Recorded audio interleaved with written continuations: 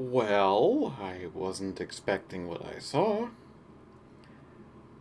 This is a very interesting venture into horror, to say the least.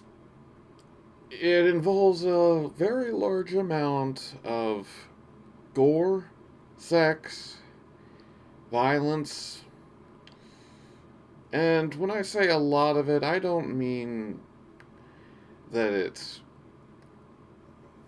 uh,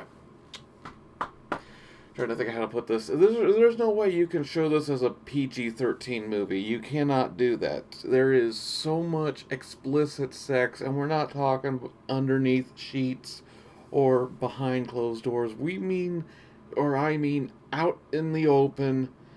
In one case, on a stage. It's.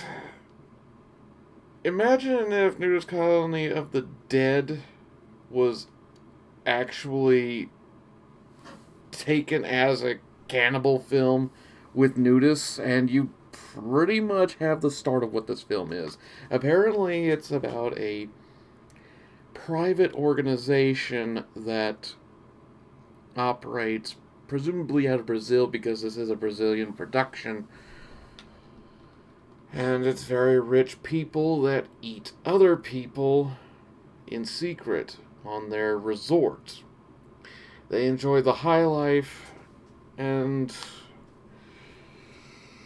I'm not sure what else because all I've seen is people getting railroaded and murder, bodies getting chopped up, occasionally people tanning on the poolside or wearing suits talking about the secret organization. It's got a very interesting sense of humor, and I'm thinking this is going to be a very unique experience, and there's going to be a lot of people that are going to be very interested in this because it's not holding itself back. That's one thing I can definitely say is it's not holding itself back, not in any stretch of the imagination. Bloody Disgusting even said this is looking to be one of the bloodiest, if not the bloodiest, film of 2019. It's going to be getting a limited theatrical release between March 1st and March 5th in the United States. And presumably, it could become a cult classic if the trailer's anything to go off of, which it does have a lot of that stupid thing that trailers are doing now where they're jumping between situations, but at least here I can pull things together a little more because there's enough dialogue to understand what's going on here and enough imagery that tells you what you're in for. So expect a secretive society full of people that are more sexually active than most breeding dogs. A lot of murder, a lot of cutting up, probably scenes of bodies being prepared for meals. A lot of red meat, a lot of suits, a lot of not wearing anything at all. Bright beaches, dark rooms.